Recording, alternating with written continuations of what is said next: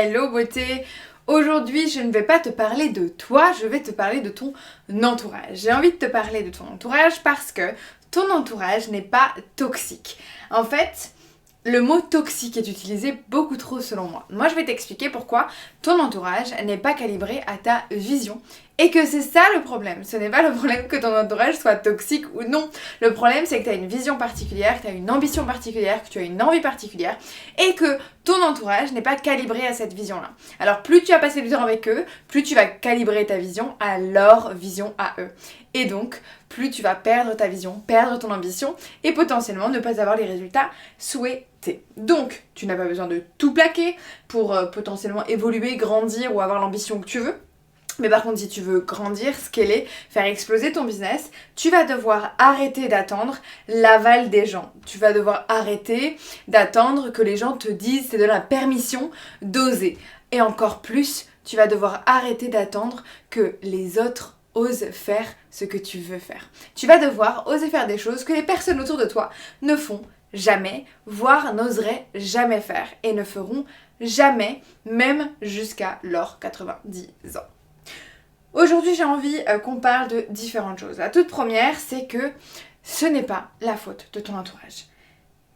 Ce n'est jamais la faute de ton entourage. C'est ta faute à toi parce que c'est ton choix. C'est ton propre choix. Donc non, ton environnement, ton écosystème, ton entourage n'est pas toxique, ce n'est pas négatif. Par contre, faire le choix de continuer à alimenter uniquement cette partie-là, c'est ton choix. C'est toi qui vas choisir ça. C'est toi qui vas choisir de te figer dans cette situation-là, dans cette réalité-là. C'est toi qui vas choisir de ne pas dépasser cette partie-là. Si tu veux évoluer et changer, tu dois dépasser la réalité actuelle que tu vis. Tu dois faire évoluer ce que tu tolères actuellement, ce que tu acceptes actuellement. On sait que quand je parle de changer d'identité, faire évoluer, on me parle souvent de l'entourage. On me dit mais il m'aime, il dit ça pour mon bien, etc. Oui, c'est vrai et c'est pour ça que je veux te dire que ton entourage n'est pas toxique. Ton entourage est beau, ils t'aiment, ils ont envie que tu réussisses, ils veulent le meilleur pour toi et c'est justement là le problème. C'est qu'ils veulent le meilleur pour toi et que selon eux, le meilleur pour toi, potentiellement, ça n'a rien à voir avec ta vision et avec ton ambition. Avec ce dont on parle dans la GlowQuest, ça n'aura peut-être rien à voir avec ce que toi tu vas vouloir mettre en place. Avec toutes les sorties de zone de confort que tu vas avec lesquelles tu vas te challenger, ce que tu vas créer, ce que tu vas vouloir faire grandir, faire évoluer. Potentiellement, ce qu'ils ont dans leur tête n'a rien à voir avec ta vision. Alors, si tu continue de penser que c'est de leur faute et que c'est eux le problème, tu perds énormément de prise de conscience possible sur toi-même. À partir du moment où tu te rends compte que c'est ton choix, que c'est toi qui choisis d'alimenter ou non certaines parties, de dépasser ou non certaines parties de ton entourage, à partir de ce moment-là, tu vas pouvoir shifter énormément parce que ce que tu tolères autour de toi, ça finit toujours par devenir ta norme. Alors change cette tolérance-là, grossis la tolérance que tu as envers des belles choses, envers des nouveaux objectifs, des nouvelles visions, modifie un petit peu les choses que tu vas voir, les personnes avec qui tu vas échanger, rajoute d'autres personnes. Je te dis pas de complètement les changer, mais rajoute de nouvelles personnes. Ça, c'est ton choix. C'est toi qui choisis de rajouter un nouvel entourage, un nouvel environnement, un nouveau mode de vie autour de toi. Ensuite, le deuxième point, c'est ce que ça crée dans ton business, ça le crée en silence. Ton entourage a un impact sur ton business. Je répète, ton entourage a un impact sur ton business. En tant que femme entrepreneur, encore plus quand tu vends ton service, ton entourage a un impact énorme sur ce que tu penses que tu es capable de faire. Tu crois que ça n'a aucun impact, que c'est simplement un entourage et qu'ils sont en dehors de ta sphère professionnelle et que donc ça n'a pas d'impact. Mais en fait, ça modifie tes prises de décision. Voire parfois, ça peut même les tirer vers le bas. Pourquoi ? Parce que tu vas être alimenté par leur peur. Et très souvent, quand on est entrepreneur, beaucoup de personnes autour de nous ont peur. Ont peur de ce que ça peut générer, ont peur de ce que ça ne peut ne pas générer justement et d'être en manque de quelque chose. Et tu vas être continuellement faire face à des manques des personnes en face de toi. Un manque de prise de risque, un manque en argent peut-être pour ces personnes-là, un manque de mise en avant, un manque de visibilité. Bref, tu vas faire face au manque de ton entourage, des personnes que tu as autour de toi. Et donc, potentiellement, tu vas modifier tes prises de décision.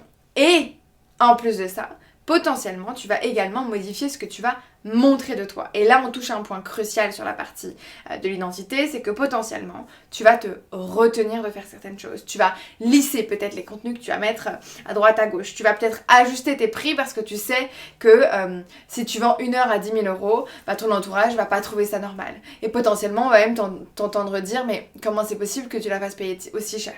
Quand je suis passée de mes prix bas à mes prix beaucoup plus premium sur mes one-to-one, parce qu'au début, j'avais vraiment des one-to-one séances, c'est-à-dire que tu pouvais carrément prendre une séance avec moi. Alors j'ai pas commencé à un prix trop bas, mais j'étais à une centaine d'euros et tu pouvais prendre une séance avec moi en one shot.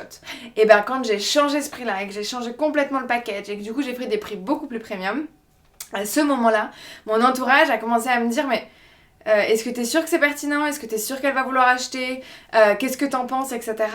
Et en fait, c'était complètement aligné avec ce que je voulais partager. C'est-à-dire que mon accompagnement premium, il est vraiment uniquement pour des personnes qui veulent se challenger, aller bien plus loin. C'est un accompagnement dans lequel je propose un échange illimité sur WhatsApp si nécessaire et dans lequel, en plus de ça, bien évidemment, il y a toute la valeur que j'apporte lors des échanges et lors des séances. Et en fait, c'était beaucoup plus aligné parce que faire plein de séances, ça m'intéressait pas de faire plein de one-to-one. Par contre, faire des one-to-one avec des personnes qui sont là et qui ont mis de l'argent dans ce one-to-one là et qui du coup derrière font aussi des choses inter-séances que malheureusement ils ne le faisaient pas aussi avant quand ils n'avaient pas mis autant d'argent, et ben en fait ça m'intéressait plus. En fait c'était bien plus en lien avec l'identité de CEO que j'avais, que ce soit pour l'argent, donc là purement chiffre d'affaires, est-ce que ça me rapporte, mais que ça soit aussi pour l'identité. Je ne voulais pas faire plein de one-to-one dans ma journée, c'était pas quelque chose que je voulais. C'était pas en lien avec ma zone de génie, c'était pas en lien avec mon identité de CEO, c'était pas en lien avec ma volonté de faire quelque chose dans mon quotidien, mon idéal de vie. Donc, je n'avais aucune raison de garder un prix aussi bas.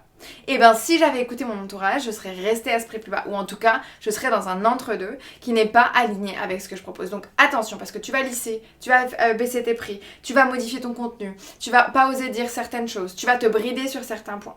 Et donc, tu vas peut-être pas aller au bout de tes idées, tu vas peut-être pas aller au bout de tes projets, parce que tu vas avoir peur d'en faire trop, peur de faire si différemment, peur de pas être comprise.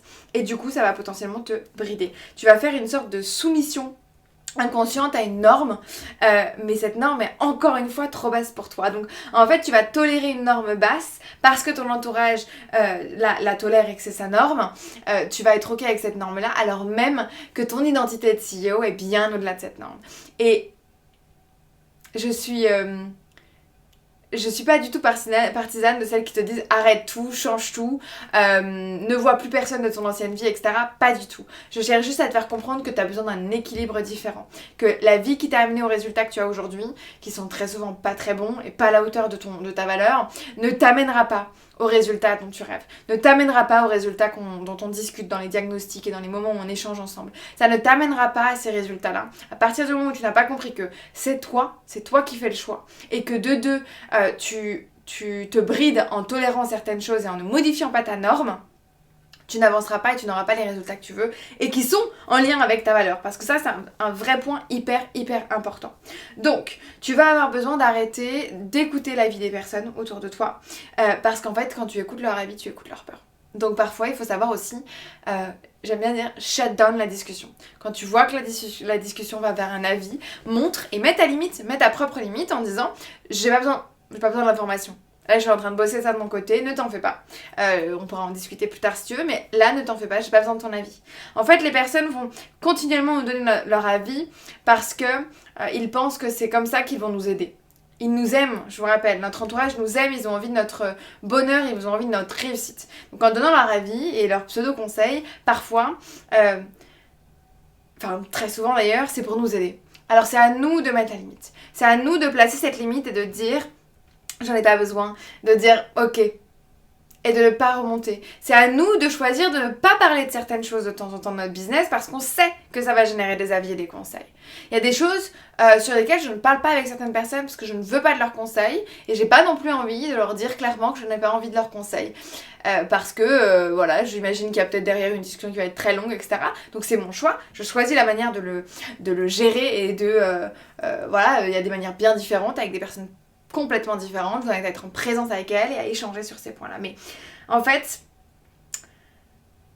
tu as besoin de comprendre que ça impacte secrètement ton business et tes décisions.